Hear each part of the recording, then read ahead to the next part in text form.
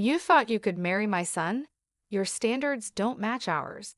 Don't you dare dream of joining us. Anyway, the point is you're not the right person for my son. Now, leave." That's how coldly my father-in-law spoke to me. My mother-in-law joined in, saying, "You only approached Jake for money anyway." My name is Jessica. I'm 35 years old and I work for a company. Since graduating from university, I've been at the same job for years. Some of my coworkers left to start their own businesses, get married, or have children. But I stayed and devoted myself to my work every day. You might think I'm a lonely workaholic, but I'm not, because I have a boyfriend named Jake. Jake was a business partner. I thought he was a nice young man who took his work seriously.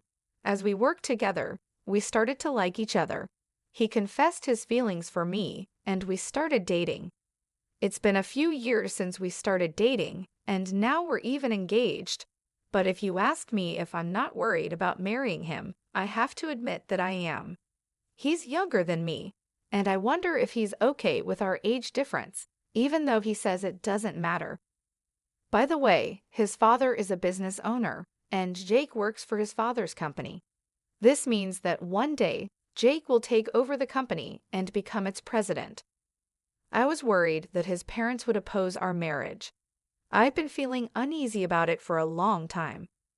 Of course, I was happy when he asked me to marry him, but I wondered if we could really get married.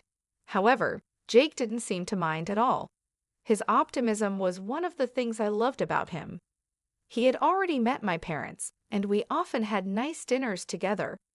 My parents agreed that we should get married, and they liked Jake very much. Finally, the day came to meet Jake's parents. I had been so nervous about it for weeks. Their house was spectacular, just as I expected for the president of a company. It was so big that it felt like a royal palace. As soon as we arrived, I started to worry if my clothes were appropriate for the occasion. I had picked out nice clothes, but I wasn't sure if they were good enough. I'm from a normal family, so Jake's world felt very different from mine. Jake would take me to fancy restaurants and book expensive hotels for our vacations. He thought that sort of thing was normal, but it made me feel like he lived in a different world. Even so, he never pushed his values on me or bragged about being rich. I don't judge people by their money. "I fell in love with you because of your personality and inner beauty," he would say. At first, I wondered why he was dating an older and ordinary woman like me. But his sweet words made me believe he truly loved me for who I am. Because we love each other deeply, Jake and I are getting married. I feel like I've met a wonderful man, and I want his parents to approve of our marriage. "Don't worry, babe. I've already told my parents about you," he said to encourage me. Then the front door opened, and his mother welcomed us. "Welcome. You must be Jessica." "Yes, I'm Jessica. Nice to meet you." His mother gave me a quick nod and let us in. The living room was huge, and Jake's father was there, sitting on a big luxurious sofa, waiting for us. I felt nervous all of a sudden. Meeting his mother made me nervous, but his father was even more intimidating, as you'd expect from the president of a company. "It's a pleasure to finally meet you. My name is Jessica. Thank you for inviting me today," I said, my voice shaking. Jake looked at me and smiled. "Don't be so nervous." But his parents weren't smiling. They were staring at me with very cold eyes. I felt a chill down my spine. "Please sit down," his father said, pointing to the sofa. It felt like a job interview. "Well, no, excuse me," his father said as soon as I sat down. His mother agreed with him. "Hey, Mom, Dad, what are you doing?" "What do you mean, no? It's rude to say such a thing," Jake said, upset, trying to defend me. But his parents didn't seem to listen. "How old are you anyway? You look pretty old to me," his father asked. "I'm 35, I replied. "You're 5 years older than Jake. How can we accept Jake marrying an older woman like you?" His mother said. "Besides, it's already too late for you to have children, isn't it? We need someone who can give us grandchildren. I think it has to be a young woman, at least younger than Jake."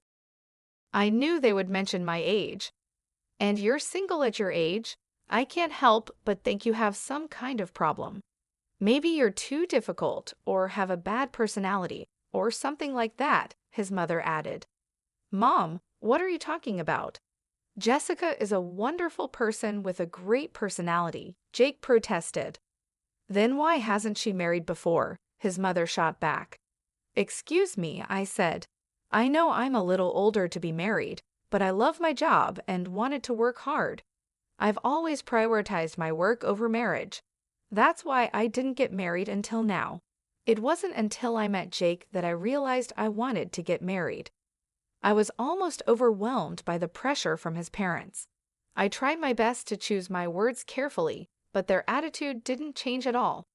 Working harder? It's not like the company you work for is a big one. Even if you work hard and get promoted, you don't get paid much, do you? I think you should focus more on making yourself more attractive as a woman. You know, it would be nice if you put in some effort. Yes, even at your age, you can still look better.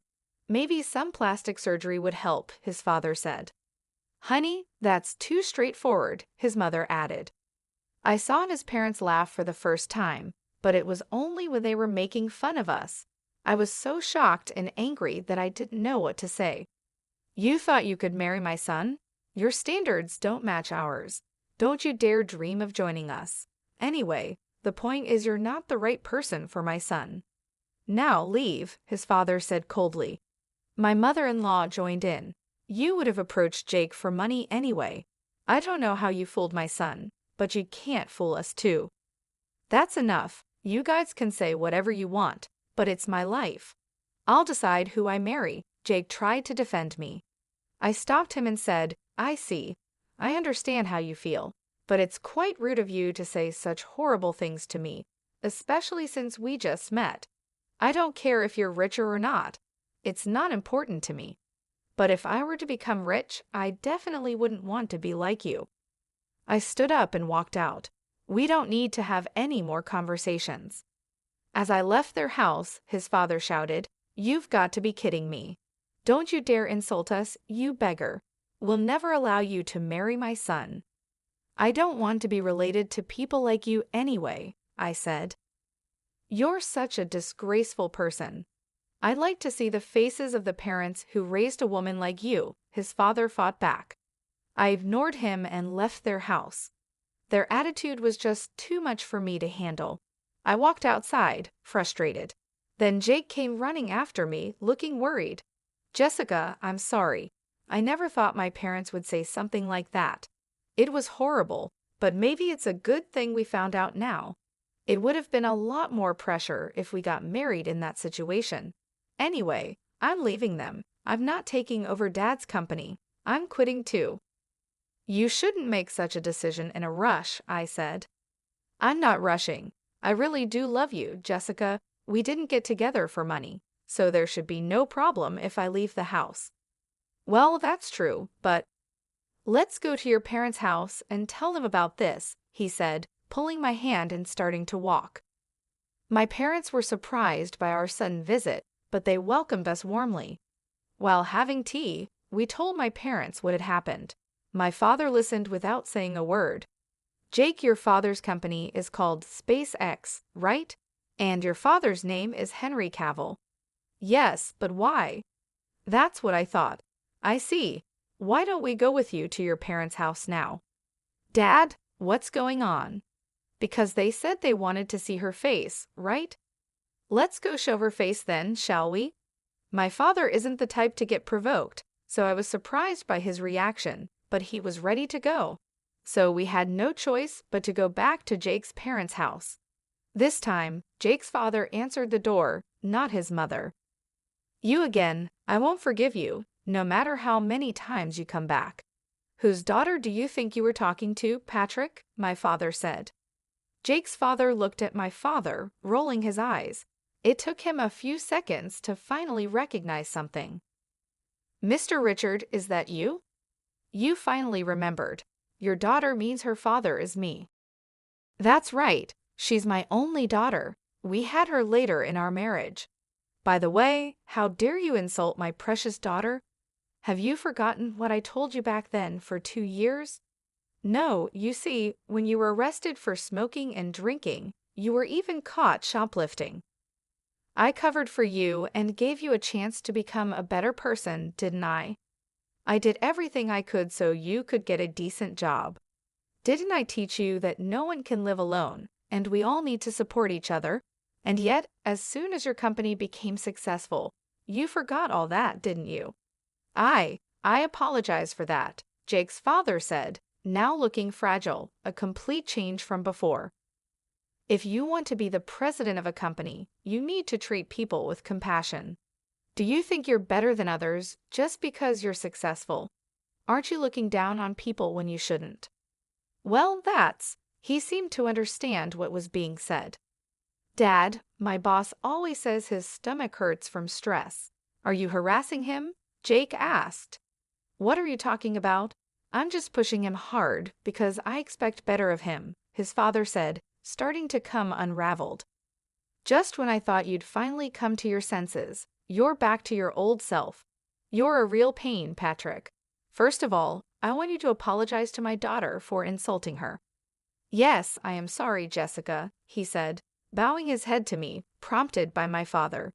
It seemed that the master-slave relationship from their student days was still hard to change. Honey, you should apologize to her as well, my father-in-law said to his wife. My mother-in-law bowed her head as well. I felt relieved that his parents apologized to me. Hey, I'm leaving this house and the company too, Jake said. His parents panicked. Wait a minute, if you leave, who's going to take over? Your father's right, you're the only one we have left. I'm sick of you controlling everything in my life, Jake replied. I covered for you and gave you your chance to become a better person, didn't I? My father said, his voice steady and strong. I did everything I could so that you could get a decent job. Didn't I teach you that no one can live alone, and we all support each other? And yet, as soon as your company is successful, you forgot all that, haven't you? Jake's father seemed taken aback, his previous arrogance gone. I apologize for that, he said, his voice trembling. The man who had been so intimidating just moments before now seemed fragile, a complete change from before. If you want to be the president of a company, you need to treat people with compassion, my father continued.